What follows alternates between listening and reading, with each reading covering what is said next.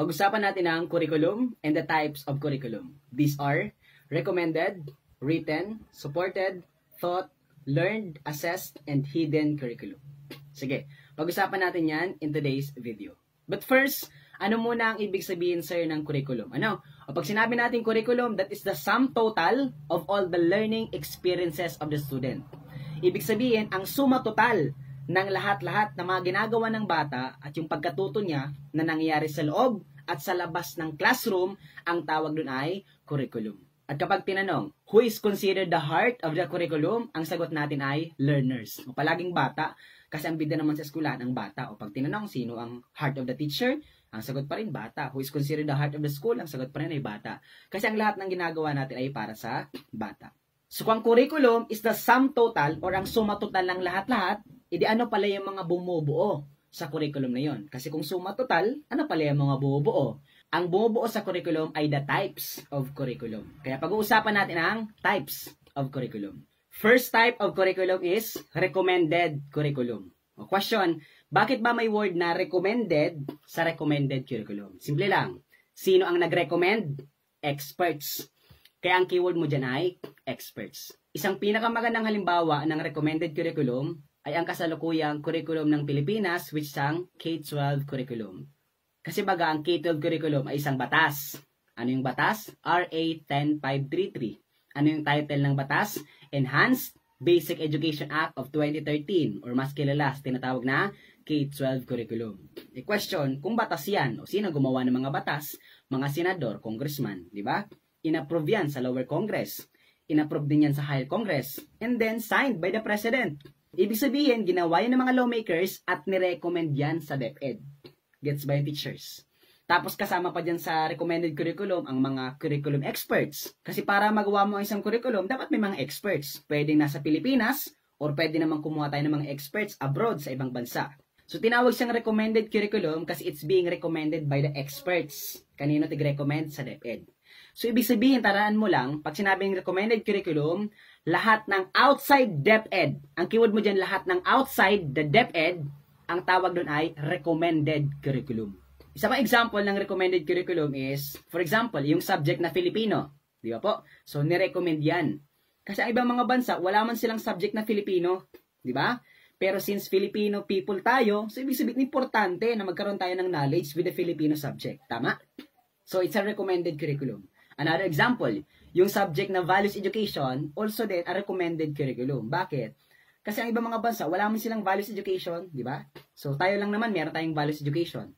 So, ibig sabihin, nirecommend din ng mga policy makers, yung mga curriculum experts, kasi importante sa Pilipino ang values. Tatandaan mo din, pag sinabi nating recommended curriculum, this is considered blueprint of the teaching and learning process. O pag sinabi nating blueprint, guide. Na ibig sabihin, dapat lahat ng gagawin natin sa pagtuturo, dapat align sa K-12 curriculum, align sa recommended curriculum. Parang siya ang naglilay ng foundations sa lahat na mangyari sa teaching and learning process. O ngayon, dahil may blueprint na, may guide na, nirecommend na sa DepEd, ang sunod naman, magtatrabaho na ang DepEd, second type, written curriculum. O pag sinabi nating written curriculum, ang keyword mo dito ay within DepEd. Ano po? Nangyayari yan within DepEd. O dahil may batas na, yung RA 10533, hindi magtatrabaho na yung DepEd. Gagawa na sila ng written curriculum. O from the word written, kasi mga sinusulat. Ano yung mga sinusulat? Kasama dyan ang mga curriculum guides. Kasama dyan mga modules. Kasama dyan mga textbooks. Kasama rin dyan ang lesson plan. Kasi hindi pwedeng blueprint lang. Hindi pwedeng guide lang. Kailangan i-put natin into practice, di magsulat na tayo ngayon ng mga gagawin ng mga bata. Ano po? O kaya nga po, di ba lahat ng mga subjects may curriculum guide. May curriculum guide for English, for Filipino, for math, for science. From grade 1 to grade 12, di ba po? So, pati kindergarten may curriculum guide yan. Ano? Kaya nga tinawag siyang written kasi mga sinusulat. Ito yung mga curriculum guide, syllabus, textbook, modules, lesson plan. So, lahat ng mga ginawa within DepEd na para sa bata pa rin. Ano? So, ang tawag doon ay written curriculum. So, ang pinagkaiba lang sa recommended curriculum at written curriculum, ang recommended outside DepEd, yung mga hindi konektado sa DepEd. Ano po? So, sila yung nagre-recommend, mga policy makers, mga experts in curriculum, etc. etc. Samantalang pag written curriculum, dito naman within the DepEd. Within the DepEd system. Ano po? O tapos tayo sa recommended, may batas na. Tapos na rin tayo sa written curriculum, may mga curriculum guide na, may mga textbooks na. O kaya lang, bago tayo magturo, kailangan munang merong school, merong classrooms, merong facilities, merong laboratories. Kaya dito na papasok ang next type ng curriculum, which is the supported curriculum. O pag sinabi natin supported curriculum, o from the word support, anything that will enhance the teaching and learning experiences of the student, ang tawag doon ay supported curriculum. Pero dito, mas popular kasi ang supported curriculum sa mga technologies. Ano po? Kasi naniniwala tayo na yes, kaya nating magturo sa mga bata, pero we can enhance the teaching and learning process, the overall experiences if you have technologies. O like for example, kapag na-apply ka ng school, halimbawa mag-a-apply ka ng senior high school, tapos STEM i-apply mo, Science, Technology, Engineering, Mathematics. So titinan dyan ng mga experts, yung mga evaluators, kung may laboratories, may facility ka ba for STEM. Meron kang physics laboratory, chemistry laboratory, mathematics laboratory, engineering laboratories. Ano po? At hindi lang dapat sufficient, dapat abundant ang laboratories mo. Ano? Kasi naniniwala tayo sa learning by doing, na mas matututo ang bata pag may ginagawa sila. Mas maraming senses, mas maraming chance na matututo ang bata. Ang tawag doon ay supported curriculum. Ngayon naman, dalawa ang bida kapag nasa eskwelahan. Sino ang dalawang bida? The teacher and the students. Kapag ang focus ay si teacher, ang tawag doon ay thought curriculum. Samantalang kapag ang focus naman ng learner, ang tawag doon ay learned curriculum. O kapag sinabi nating thought curriculum, the teacher is the focus. Kapag tinanong, what is your prime responsibility as a teacher? Ang sagot doon ay, effective teaching is your prime responsibility. Ibig sabihin, epektibong pagtuturo ang pinaka-responsibilidad mo. So sa thought curriculum, so si teacher dyan ang bida. Dapat si teacher may content knowledge and pedagogy. So dapat si teacher may talino, pero dapat hindi lang puro talino. Dapat alam niya kung paano niya ituturo ang kanyang knowledge sa kanyang mga estudyante. So dito na papasok ang pedagogy, which is considered the art of teaching. Papasok dyan yung mga strategies, approaches, methods, and techniques in teaching. Pero lahat ng yon ginagawa ni teacher para sa mga bata. Kaya dito na papasok ang number 2, which is the learned curriculum. Ano po? Kasi ang bida sa eskwelahan ang bata. Isa pang importanteng keyword sa learned curriculum ay yung word na intentional. Ano po? O from the word intentional, it means yung mga plinano mo talagang matutunan ng bata, ang tawag doon ay learned curriculum. O kaya nga 'di ba, sa written curriculum may lesson plan ka. Ano? At yung lesson plan mo may objectives. O kapag yung mga objectives na tig-set mo at the beginning, nakuha ng mga bata at the end of your instruction, ibig sabihin, they acquire the competencies. At kung they acquire the competencies, they learn. At kung they learn, ibig sabihin, it is a learned curriculum. Kasi nga, intentional. Plinano mo. That's why, learned curriculum. Next naman is assessed curriculum. Ano po? Anong ibig sabihin ng assessed? O kasama na dyan ang assessment and evaluation. Ano po? Kapag tinanong, what is considered the most integral part of the teaching and learning process? Ang sagot doon ay assessment. O pag sinabi natin integral or integral, ang assessment daw ang pinaka-importanteng parte ng teaching and learning process. Tama ba, sir? Yan ba talaga ang pinaka-importante? Mas importante ba sir ang assessment kaysa objective? Yes, mas importante ang assessment. Bakit? Walang saysay ang objective mo na tig-set mo at the beginning kung hindi mo naman ina-assess.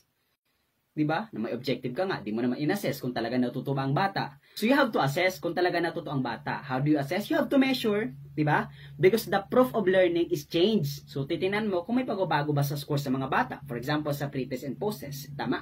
So you have to assess the learning of the students. Ang tawag dun ay assessed curriculum. So pinag-usapan ko na to, diba? So pag sinabi natin assessment, ang tatandaan mo dyan, assessment. So pag sinabing assessment, anumang assistance or asistensya na binibigay ni teacher sa kanyang estudyante para matuto, ang tawag doon ay assessment. Ano po? At ang assistance binibigay bago magturo, habang nagtuturo at pagkatapos magturo. Kaya kasama dyan ang diagnostic assessment, formative assessment, and summative assessment. Tawag doon, assessed curriculum.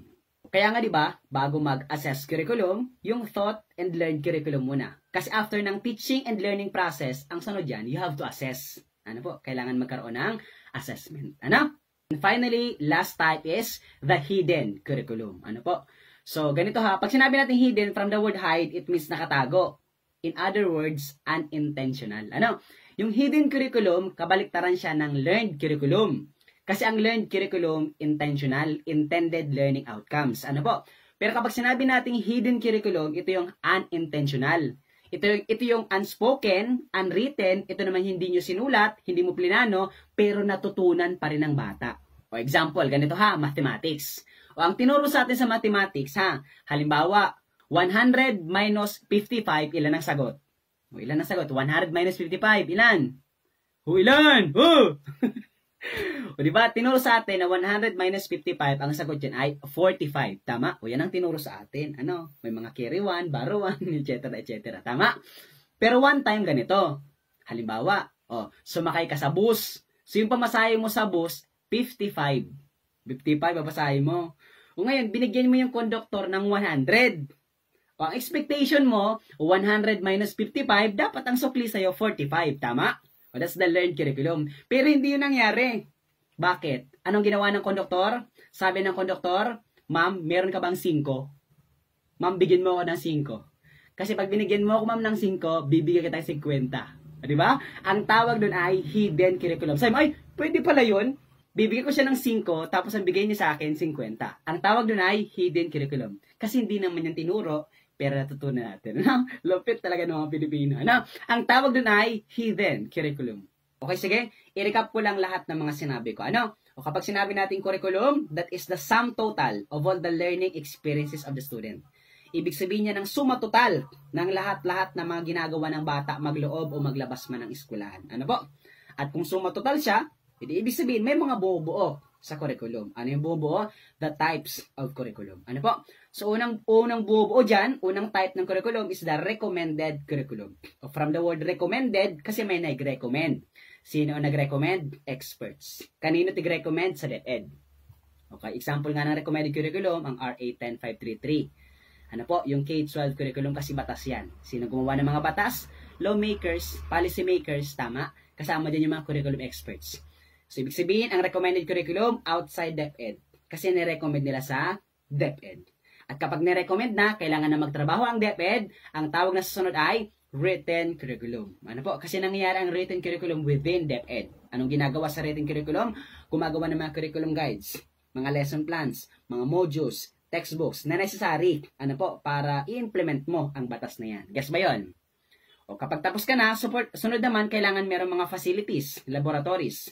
Dito na papasok ang supported curriculum. O from the word supported, anything that will enhance the teaching and learning process, ang tawag doon ay supported curriculum. Pero dito, mas nakikita mo lang siya visible sa mga technologies, mga laboratories, classroom, chairs, blackboards, PowerPoint, etc. etc. Ano po? So lahat ng yan ay supported curriculum. Ano po? At kapag kumpleto na yon, dito na papasok ang dalawang importante sa teaching and learning process, the teacher and the students. Ano po? O kapag focus si teacher, that is thought curriculum. Kapag focus naman si learner, learned curriculum pa rin yan. Kapag tinanong naman sunod, what is considered the most integral part of the teaching and learning process? Ang sagot yun ay assessment.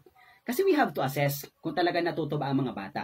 Kasi walang saysay yung mga tiplinano mo sa lesson plan, walang saysay yung pagtuturo, kung hindi mo naman ina-assess kung talaga natuto ang bata. Kasi at the end of the day, ang goal natin is learning, matuto ang mga bata. And how do we know kung natuto? Change. Because the proof of learning is change. May pagbabago dapat sa behavior. Kasi ang definition ng learning, the change in behavior. Ano po? So, dapat may pagbabago. Before and after, para masabi natin effective ang pagtuturo ng mga teacher. Kaya lang minsan, may mga natutunan ng bata na hindi mo naman plinano, unintentional. Mga unwritten, unspoken, ang tawag doon ay hidden curriculum. Ano po? Kaya nga from the word hide, hindi mo naman talaga plinano. Unwritten, unspoken, ang tawag doon ay hidden curriculum. Gets my teachers? Okay, yun na muna ang pag-uusapan natin sa gabi ito. Ano po? So, sana natuto ka sa mga types ng curriculum na yan kasi marami din po ang nagre-request. Ano po? At kung isa ka sa nag-request, pakisabi naman sa comment section kung isa ka sa nag-request. And then, sana nakatulong po yung video. And then, pakilike naman and pakishare ng video. Laking tulong na po yun kay Sir Nestor. Ano po? And then, kung baguhan ka sa page si Sir Nestor, pakicomment naman kung taga saan ka para alam ko kung hanggang saan ang reach ng video ito. Yun lang. Thank you very much everyone. And God bless. Bye-bye.